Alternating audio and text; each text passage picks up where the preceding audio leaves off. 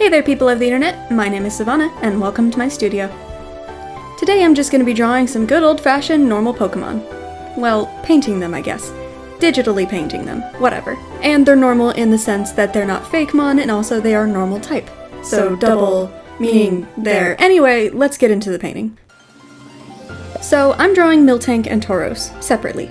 I can't remember when, but Victor asked me to make these paintings for his brother, since his brother has a collection of cow pictures in his kitchen. So I decided to draw these two normal-looking cows in a very similar style, lineless and kind of painterly. Miltank is in a bathtub because there are a lot of photos or paintings of cows in bathtubs for some reason. And I gave her a cute little rubber ducklet because it's just cute, and you got little rubber duckies when you're in a bathtub. So I did my usual blocking in of colors, but without lines. I just painted them in and then fixed it. Fixed the edges so they weren't super fuzzy and gross looking. I tried out a few oil brushes and blenders that I've never used before, and I really like how smooth they are and how well they blend for the shading and highlights. It really felt like I was using paint, especially on the Tauros, but we'll get to that later.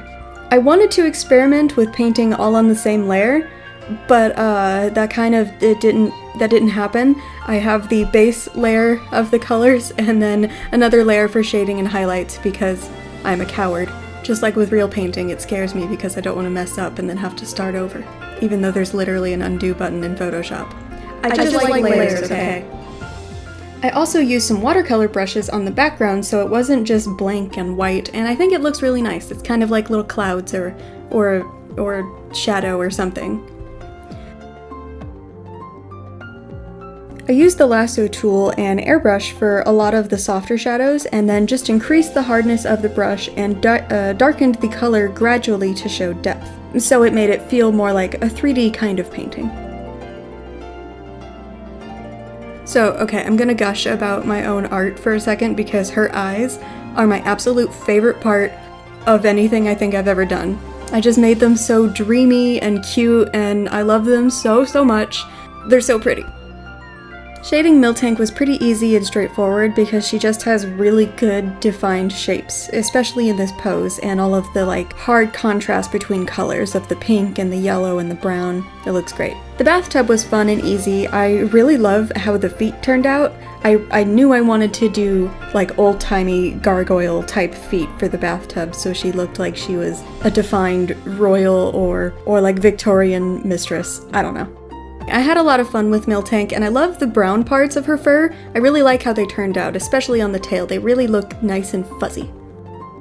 So I basically finished Miltank and completely forgot about the rubber ducklet, so I had to record another session, and it ended up only being 15 minutes, which was really silly, having these two long 2-hour recordings and then 15 minutes of a duck. I debated on it being Psyduck, but he has a really goofy face, and I wanted something really cutesy, so Ducklet was perfect. I could have also used Quaxley, but oh well. Honestly, I like Ducklet more. Now time for Tauros, who's going to be a super up-close shot of a realistic bull, because there are apparently a lot of those too. For this, I leave the sketch on top so I can follow my lines and know where to shade.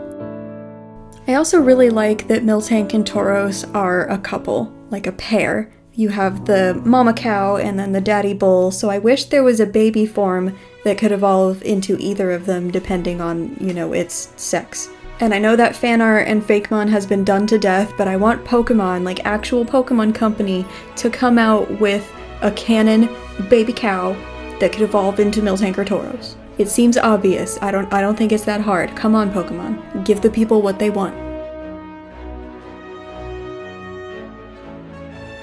This also ends up being the most realistic thing I think I've ever done, and I'm just really happy with it. I'm particularly fond of his little snoot, but the whole face is just so good to me. For Tauros' face, I almost exclusively used the lasso tool, which is funny because he's a bull, and cowboys. You get it.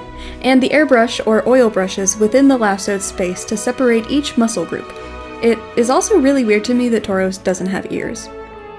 His mane was a little harder and I didn't really know how to tackle it, so I just did some airbrushing for the general shading, added some lines for the parts of the hair, and then just kind of messed around with it a lot until I liked it. Tauros' eyes are less beautiful and dreamy, but they're still really pretty, and I wanted to use the same style that I did for Miltank, but it's kind of hard to see because I made them really small. The horns and jewels are my least favorite part of this process, because they just stayed in this weird, ugly, awkward phase for a long time and made the whole piece feel off. But after much tweaking everywhere, with literally everything, I got it to a place where I was happy with it. I really love the way I did the musculature on his face, and how, like, the eyebrows and cheek and snout thing, like the whole face area is just really good. And I like his nose. I had a lot of fun with his nose. I just really like my cows, guys. Thank you all so much for watching. I hope you enjoy my lovely cows. Sorry I don't have the shinies for these, but that wasn't part of the prompt, and I'm too lazy to do it. But anyway, leave a like, a comment telling me what you thought about this video, subscribe and ring the bell if you haven't already, all of that stuff. Go check out my Instagram and my Patreon if you would like to. And as always, take care, and I'll see you in the next one.